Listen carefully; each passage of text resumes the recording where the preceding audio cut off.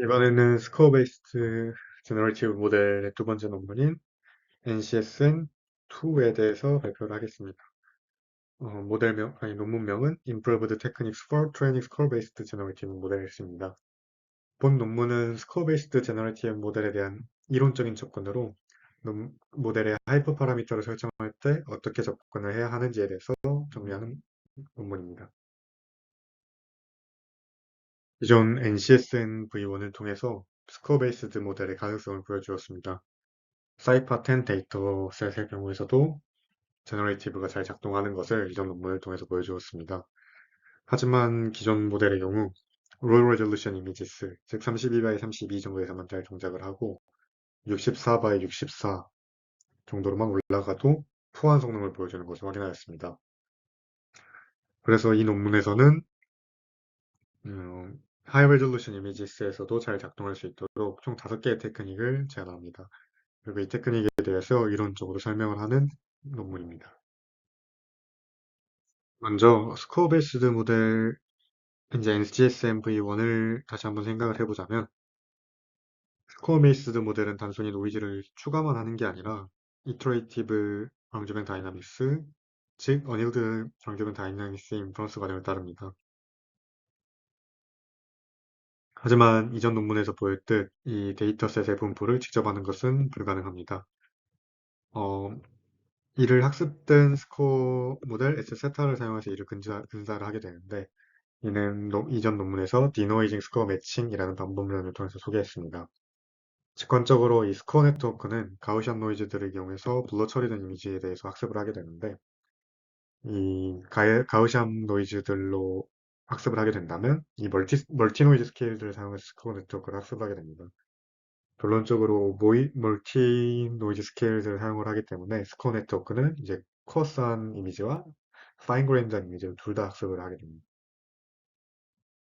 이전 V1에서 소개해드렸던 이러한 논문에서의 모델들의 파라미터는 32by 32 이미지에서는 잘 작동을 하지만 그 이상의 이미지에 대해서는 잘 동작을 하지 않는다고 합니다.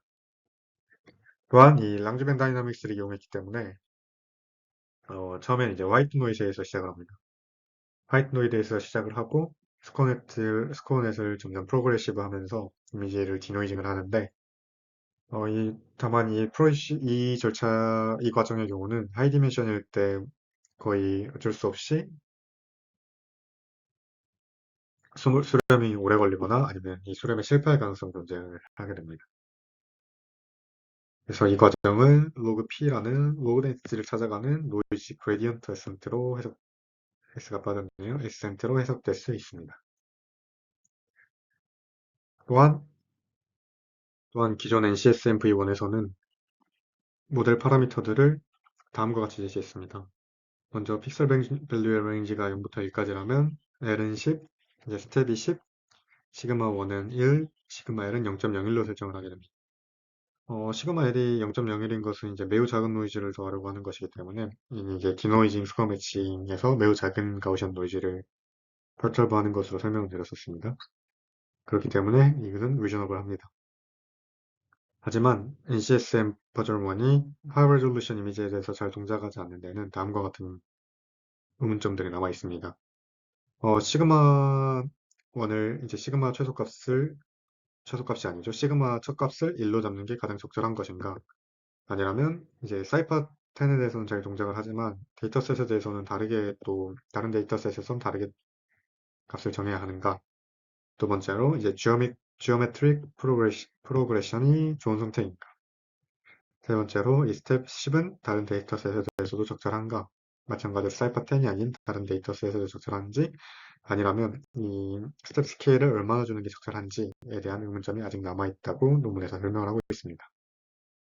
이런 의문점들을 해결하기 위해 논문의 저자는 총 5가지 테크닉을 제시하는데요. 먼저 첫 번째 테크닉입니다. 랑주벤 다이나믹스의 경우 이전 논문에서 설명을 드렸다시피 큰 노이즈에서부터 시작해서 점차 작은 노이즈를 펄톨브해가며 샘플링을 하는 과정입니다. 그렇다면 large 노이즈를 주게 되면 어쩔 수 없이 코어스한 샘플을 만들어내고 스몰 노이즈로부터는 파이널 샘플을 완벽적으로 만들어내게 됩니다. 그렇기 때문에 이 노이즈의 크기인 시그마가 샘플의 다이버시티를 결정하는 중요한 요소가 됩니다. 네, 이제 그거에 대해서 해석을 해보자면 만약에 P 데이터를 해보겠습니다. 만약에 충분히 크다면 P 데이터의 경우는 아래처럼 근사할 수 있겠죠. 만약에 이 데이터에 대해서 이러한 노이즈를 줘서 이 데이터를 펄터블하겠습니다. 이 데이터를 펄터블하게 된다면 이 P 데이터 햇이 빠졌나요? P 데이터 햇을 아래처럼 수정할 수 있습니다. 이는 여기를 보시면 각 데이터들에 대해서 노이즈를 건다는 것을 의미합니다. 결국 각 데이터들에 대해서 퍼터베이션을 거는 것을 의미하는데 우리가 관심 있는 것은 이 시그마 1이기 때문에 P 햇 시그마 1입니다. 결국 보면 인퍼런스 시의 랑주면 다이나믹스는 스코어 펑션 로그 P 햇 시그마 1x에 의존하게 됨을 알 수 있습니다. RIX를 이렇게 정의를 하면 스코어 이 RIX의 정리를 이런 식으로 할 수가 있는데요. 이 식을 보시면 아까 우리가 앞에서 관심 있게 봤던 로그 P 햇 시그마 1x 결국 스코어 성장이 되게 됩니다. 그렇다면 이러한 식을 만족하게 되는데 이 식은 이제 뒤에 가서 뒤 슬라이드에 왼쪽 식의 경우에는 아까 RIX가 식이 정리되는 과정이고요. 이 식을 보시면 결국 이 스코어 펑션을 이용해서 RJX에 아까 RIX 정의한 거를 대입을 한 거죠. 거기에 이를 이제 기하 조합 평균을 사용하면 이렇게 정리를 할 수 있습니다.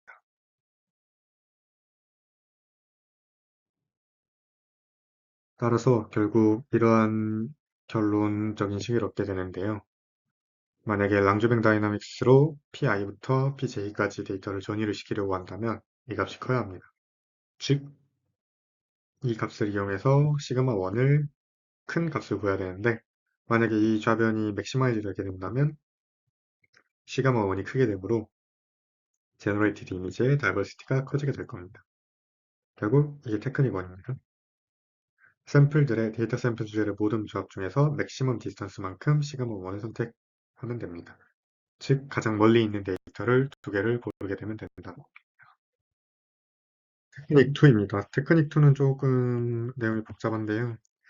먼저 이 other noise scales에 관한 내용인데 시그마 L과 시그마 1을 정한 다음 이제 그 다음 그 사이에 노이즈 스케일들을 정의해야 할 필요가 있습니다. 왜냐면 이전에 CSMV1에서도 말씀드렸다시피 모델을 학습할 때 다양한 노이즈 스케일에 대해서 모두 펄터블을 주고 모델을 학습하기 때문입니다. 그런데 이 I와 L이 얼마나 될지 모르는 상황에서 이들을 그리드 서치로 섞게 되면 비용이 굉장히 많이 듭니다. 그래서 이 노이즈 스케일을 정하는 게 이 테크닉 2의 목표입니다. 이거를 좀 쉽게 해석을 하기 위해서 만약에 데이터가 딱 하나뿐이라고 가정하겠습니다. 그러면 이런 범위에서 이 데이터는 이렇게 되겠죠? 이를 잘 이해하기 위해서 이 다음 슬라이드에서 하나였던 데이터 포인트 하나를 하이퍼스프리클 좌표계, 즉 초구 좌표계로 변환을 하겠습니다. 그러면 파이 r로 관련된 좌표로 변환이 되고 그때인데 이 p 시그마 ix는 아이오스트로픽 가우시안 디스트리뷰션, 즉 등방 행렬입니다. 등방성을 지니고 있기 때문에 p 파이는 유니폼합니다. 즉 어떤 노이즈 스케일에 대해서도 동일한 값을 가지게 됩니다. 그러므로 우리는 이 p 시그마 i r에 대해서 관심을 가지고 파악을 해보면 될 것 같습니다. 만약에 이런 범위를 가지고 있다면 x가 이렇게 노이즈에 대해서 가지고 있고 r이 이렇게 가정을 한다면 이건 가정입니다. 가정을 한다면 아래와 같은 식을 만족합니다. 이 식에 대해서는 다음 슬라이드에 가서 더욱 자세히 설명하겠습니다. 아까 x를 이렇게 가정했습니다. x가 만약에 이 범위 내에 존재한다면 이 카이 제곱 분포의 정의에 따라서 이러한 식을 만족합니다. 그러면 S가 이런 범위 내에 드는 걸 만족을 하는데, 즉, 이 식을 풀게 되면 PS, S에 대한 식을 얻을 수 있습니다. 이를 변수 변환, 아까 R은 X2라고 가정을 했었죠? 여기를 이 식 위에 N쪽의 식을 통해서 변수 변환을 한다면 결론적으로 PR 값을 이렇게 정리할 수 있습니다. 때 X는 노이즈 제로부터 시그마 1i로 들어가 있으므로 이 범위를 만족을 하고 결국 평균값 X제곱은 2의 시그마 4제곱을 만족을 하게 됩니다. 데이터의 샘플이 이렇게 생긴 IID 샘플이라면 큰 수의 법칙과 D가 무한대로 가는 중심극 항정리를 적용하면 이 값이 시그마 제곱으로 확률 수렴함을 알 수 있습니다. 물론적으로 이러한 값이 성립을 하는데요. 여기에 이제 델타 메소드를 적용을 하면 식을 이렇게 정리할 수 있습니다. 4로 나눠준 거죠. 따라서 결론적으로 이렇게 성립을 한 걸 보일 수 있습니다. 이 부분의 식 정리가 굉장히 복잡했는데요. 이제 마무리하기 위해서 논의의 편의를 위해 mi는 루트 d 시그마 si 제곱은 2분의 시그마 제곱으로 논문에서 정의를 했습니다.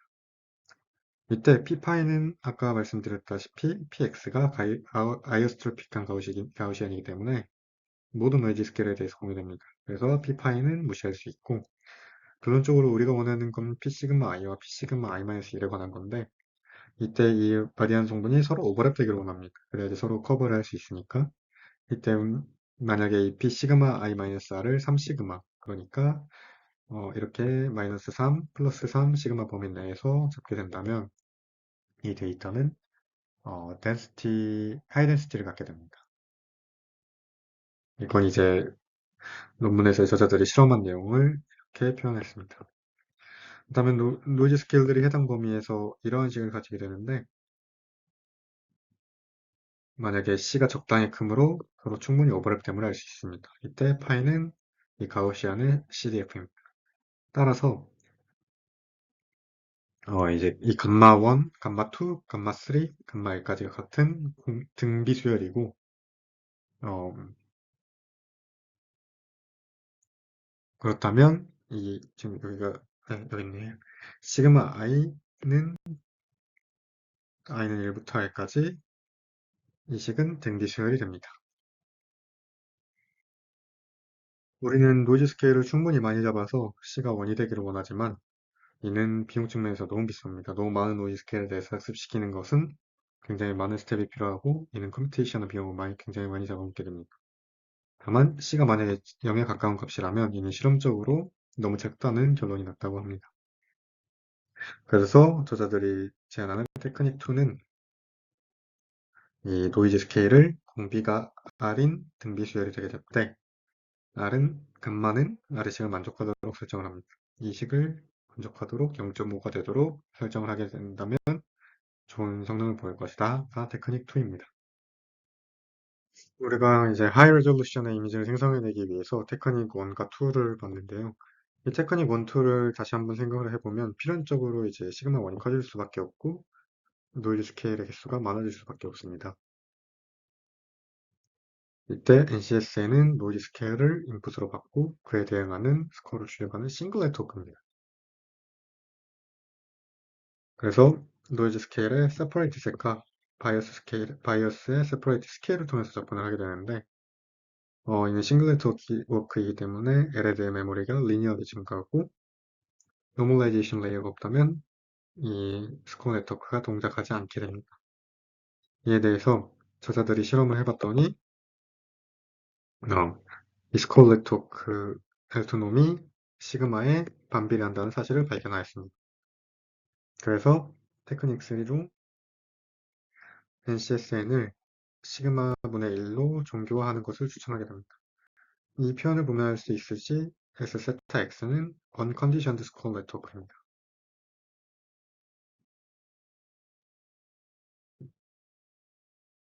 또한 그 다음으로 테크닉 4인데요.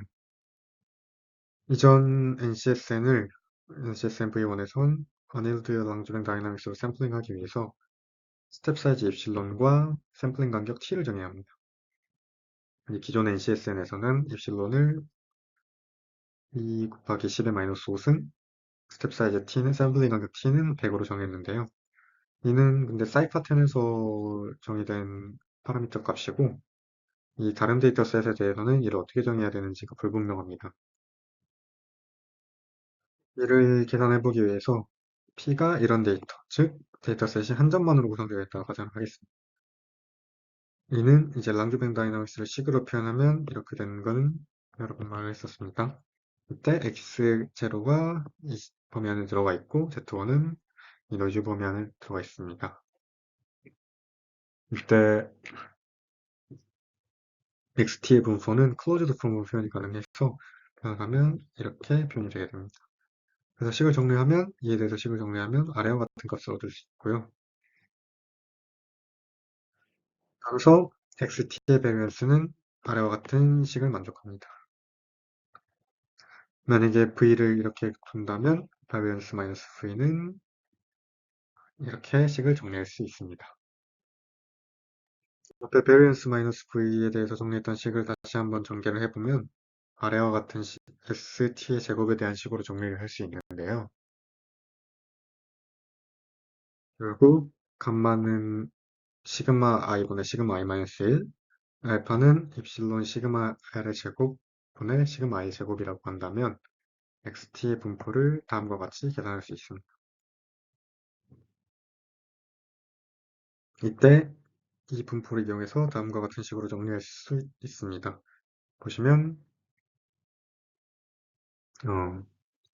시그마 I는 1부터 L까지의 값이 테크닉 2에 대해서 기하 수열로 정의가 되었는데 그때 감마가 같기 때문에 모든 i에 대해서 이 값이 같다는 것을 알 수 있고 또한 이는 데이터의 디멘전에 대해서 영향을 받지 않는다는 것을 알 수 있습니다. 따라서 저자들은 이 값이 1에 가까워지기를 바라면서 노이즈 스케일을 정한다고 합니다. 다만 이 값이 너무 1에 가까워지기 위해서 t가 커지게 된다면 t가 커짐에 따라서 너무 많은 컴퓨테이셔널 리소스를 잡아먹게 되고 따라서 저자들은 테크닉 4로 스텝 사이즈 t를 샘플링 스텝 사이즈 t를 가용한 자원 내에서 가장 크게 잡고 이제 자원이라고 하면 컴퓨테이셔널 리소스를 이야기합니다. 가능한 크게 잡고 입실론을 이 식이 최대한 1이 되도록 잡는 것을 추천한다고 이야기하고 있습니다. 마지막으로 테크닉 5인데요. 겐과는 다르게 NCSN의 경우 하나의 유니파이드 된 오브젝티브로 학습을 진행하고 걔는 이제 나눠서 하죠. 하나의 오브젝티브란 펑션으로 진행을 하고 어드버서리얼 트레이닝이 필요가 없습니다. 하지만 그럼에도 불구하고 학습 중에 언스테이블한 이미지가 생성이 되는 것을 관찰을 했다고 합니다. 특히 이제 로 레졸루션보다는 이제 높은 해상도의 이미지를 만들 때 그런 경향이 강하게 발생했다는 것을 저자들이 실험적으로 확인을 하였습니다. 이때 확인을 해보니 이제 Exponential Moving Average EMA를 사용했을 때 그런 아티팩트가 많이 해결이 된다고 논문에서 이야기를 하고 있습니다. 그래서 이 세타를 업그레이드를 할 때 세타 프라임을 EMA를 이용해서 m은 0.999 정도의 값을 주고 이렇게 업데이트를 하라고 이야기합니다. 그래서 마지막 테크닉 5는 샘플링 할 때 EMA를 적용합니다. 그래서 결론적으로 정리를 해보자면 테크닉 1은 이제 학습 데이터 샘플들의 모든 조합 중에서 맥시멈 디스턴스만큼 시그마 1, 이제 노이즈 맥시멈 스케일을 지정을 하는 거였고요. 테크닉 2 같은 경우에는 이제 노이즈 스케일들을 공비가 감마인 등비주얼에게 잡되 감마는 이러한 식을 만족하도록 설정을 해야 했습니다. 테크닉 3의 경우는 NCSN을 시그마로 스케일하는 방안이었는데요. 이때 SX가 unconditional 스컬레이지 되게 스케일하는 방안이었습니다. 테크닉 4는 노이즈 스케일 T를 노이즈 스케일이 아니죠. 샘플링 스케일 t를 가용한 컴퓨테이셔널 자원에서 가장 크게 잡고 스텝 사이즈 입실론을 조건식이 최대한 이제 조건식은 앞에서 이야기했던 식이 됩니다. 1이 되도록 잡는 것을 추천합니다. 테크닉 5는 마지막으로 테크닉 5는 샘플링 할 때 EMA를 적용해서 세타 프라임을 업데이트 할 때 m 세타 프라임 플러스 1-m 세타 프라임으로 업데이트 하는 게 테크닉 5였습니다. 이 5가지 테크닉을 이용해서 하이 레졸루션 이미지에 대해서도 잘 샘플링됨을 확인하였다고 논문에서 밝히고 있습니다. 이 발표 자료 만드는 건 레퍼런스입니다. 감사합니다.